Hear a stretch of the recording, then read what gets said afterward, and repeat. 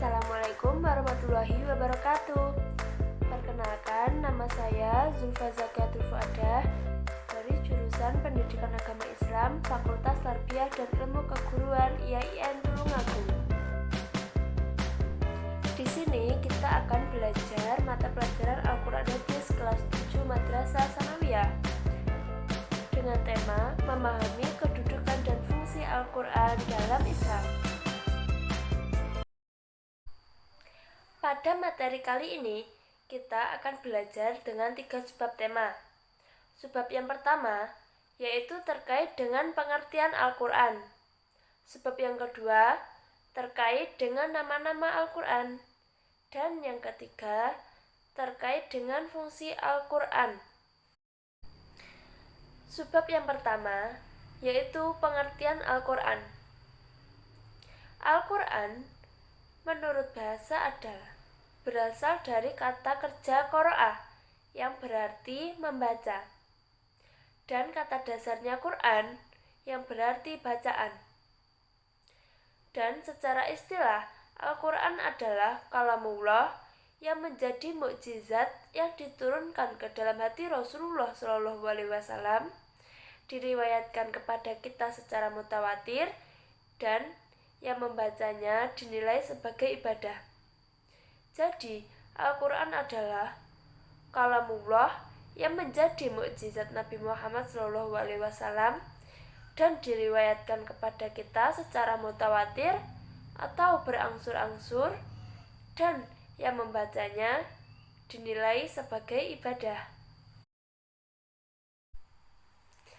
Al-Quran dengan makna bacaan dinyatakan oleh Allah Subhanahu wa Ta'ala dalam beberapa ayat di dalam Al-Quran, antara lain dalam Quran surah Al-Baqarah ayat 185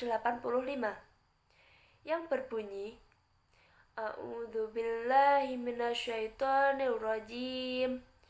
Bismillahirrahmanirrahim. Syahrul Ramadan alladzi unzila fihi al-Qur'anu hudan linnas wa bayyinatin minal huda wal furqan. Artinya, bulan Ramadan adalah bulan yang di dalamnya diturunkan Al-Quran sebagai petunjuk bagi manusia dan penjelasan-penjelasan mengenai petunjuk itu, dan pembeda antara yang benar dan yang batil. Menginjak pada subbab yang kedua, yaitu nama-nama Al-Quran. Yang pertama, Alkitab, yang berarti kitab Allah. Yang kedua, Al-Huda, yang berarti petunjuk. Al-Huda sendiri terdapat dalam Quran surah Al-Baqarah ayat 2 yang berbunyi, A'udzu billahi minasyaitonir rajim. Bismillahirrahmanirrahim. Dzalikal kitabul la raiba fihi hudal lil muttaqin. Artinya, kitab Al-Quran ini tidak ada keraguan padanya, petunjuk bagi mereka yang bertakwa. Selanjutnya, yang ketiga, Al-Furqan, yang berarti pembeda. Al-Furqan terdapat dalam Quran surah Al-Furqan ayat 1 yang berbunyi, A'udzu billahi minasyaitonir rajim. Bismillahirrahmanirrahim. Tabarakalladzi nazzala al-furqana 'ala 'abdihi liyakuna lil 'alamina nadhira. Artinya, Maha suci Allah yang telah menurunkan Al-Furqan kepada hambanya, agar dia menjadi pemberi peringatan kepada seluruh alam. Dan masih banyak lagi nama-nama Al-Quran, seperti Al-Dzikr yang berarti pembeda, Asy-Syifa yang berarti obat, dan masih banyak lagi. Menginjak pada subbab yang ketiga, yaitu fungsi Al-Quran. Fungsi Al-Quran sendiri dibagi menjadi 2, yaitu fungsi Al-Quran dalam Islam, dan fungsi Al-Quran bagi kehidupan manusia. Fungsi Al-Quran yang pertama, yaitu fungsi Al-Quran dalam Islam. Dalam Islam, Al-Quran dijadikan sebagai sumber hukum yang pertama, atau rujukan yang utama dalam Islam.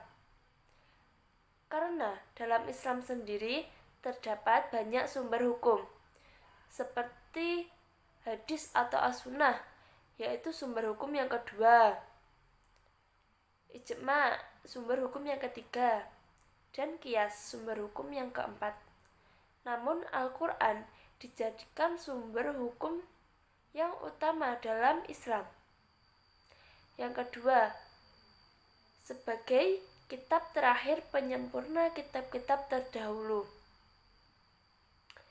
Yaitu sebelum Al-Quran, banyak kitab-kitab yang sudah diturunkan, seperti Injil, Taurat, dan lain sebagainya.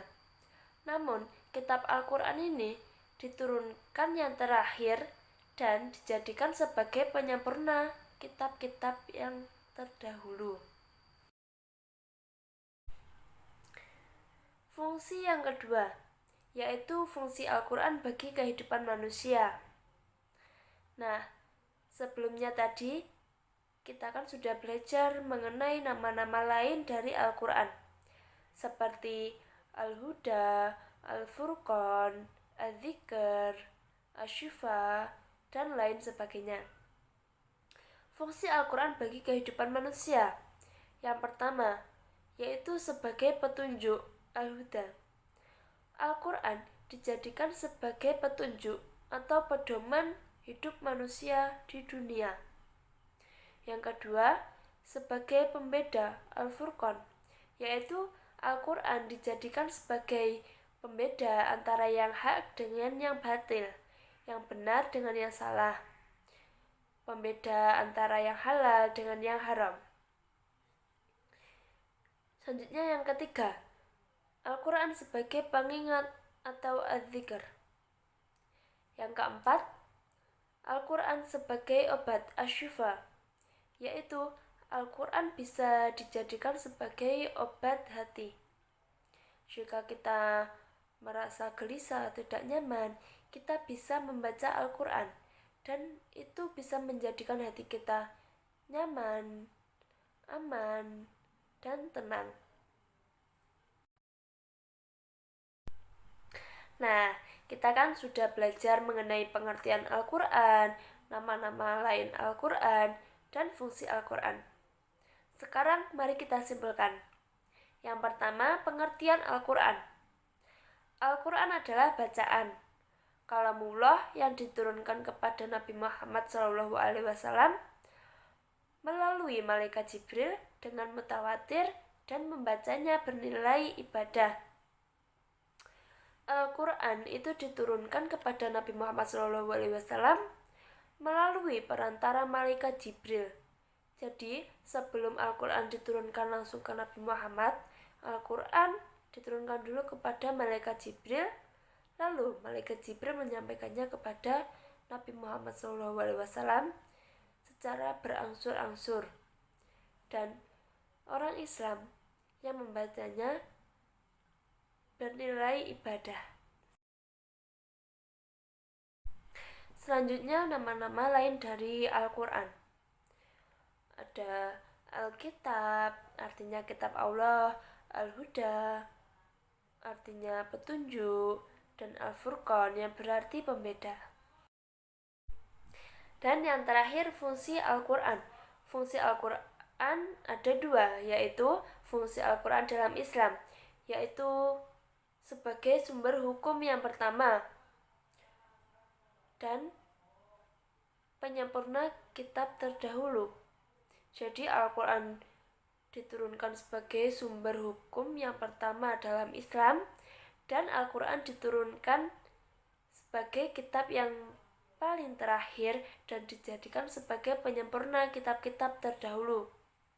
Yang kedua, fungsi Al-Quran bagi kehidupan manusia, yaitu sebagai petunjuk bagi manusia, sebagai pembeda antara yang hak dan yang batil, sebagai pengingat, dan sebagai obat hati manusia, dan masih banyak lain sebagainya.